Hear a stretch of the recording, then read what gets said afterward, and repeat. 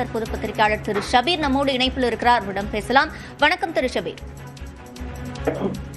பிரிவினைவாத சக்திகளோடு கூட்டணி வைக்கக்கூடாது என்ற நிபந்தனையோடு காங்கிரஸ் கட்சி தவேகாவுக்கு தங்கள் ஆதரவை கொடுத்திருக்கிறார்கள். உங்களுடைய பார்வை?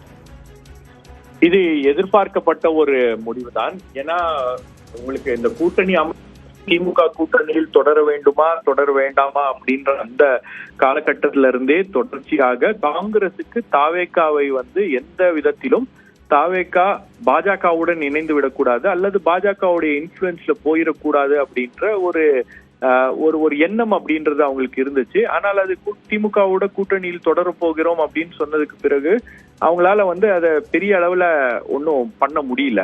ஆனால் இந்த மாதிரி ஒரு சிச்சுவேஷன் வரும், ஒரு ஹங் அசெம்பிளி மாதிரி ஒரு சிச்சுவேஷன் வரும் அப்படின்ற அந்த எதிர்பார்ப்பு இருக்கும்போது மீண்டும் அவர்கள் பேச ஆரம்பிச்சுட்டாங்க.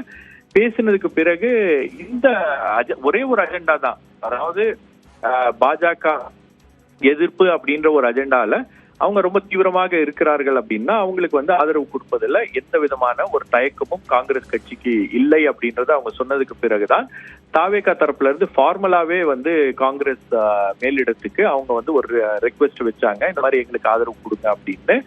அதே போல அங்க மேலிடத்துல இது தேசிய அளவில் எடுக்கப்பட்ட ஒரு முடிவாக இருக்கக்கூடாது அப்படின்றதுனால்தான் தமிழ்நாடு காங்கிரஸ் கமிட்டிக்கு அந்த முடிவை எடுப்பதற்கான அதிகாரத்தை டைரக்ஷன் அவங்க கொடுத்திருக்காங்க, தாவேகாவை சப்போர்ட் பண்றது அப்படின்ற அந்த முடிவு. காரணம் என்னன்னா, தேசிய அளவுல இந்தியா கூட்டணியின் அங்கமாக திமுக இருக்கிறது.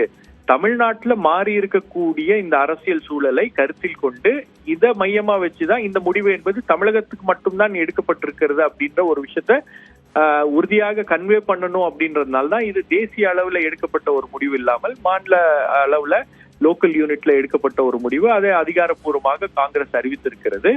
அந்த ஆன்டி பிஜேபி ஃப்ரண்ட்டை ஃபர்தரா ஸ்ட்ரென்தன் பண்றதுக்கும் அதை கன்சாலிடேட் பண்றதுக்குமான ஒரு மிக முக்கியமான முடிவாக இதை காங்கிரஸ் தரப்புல இருந்து பாக்குறாங்க. இது தாவேகா ஆட்சி அமைப்பதற்கு ஆதரவு அப்படின்றது மட்டும் இல்லாம இது 2021 தேர்தலில் தாவேகா காங்கிரஸ் கூட்டணி அமைவதற்கான ஒரு அச்சாரமாகவும் இது இருக்கிறது அப்படின்றதையும் நாமல் கருத்துல எடுத்துக்கணும். ஏன்னா 2029 தேர்தலுக்கு காங்கிரஸ் தயாராகி கொண்டிருக்கிறது.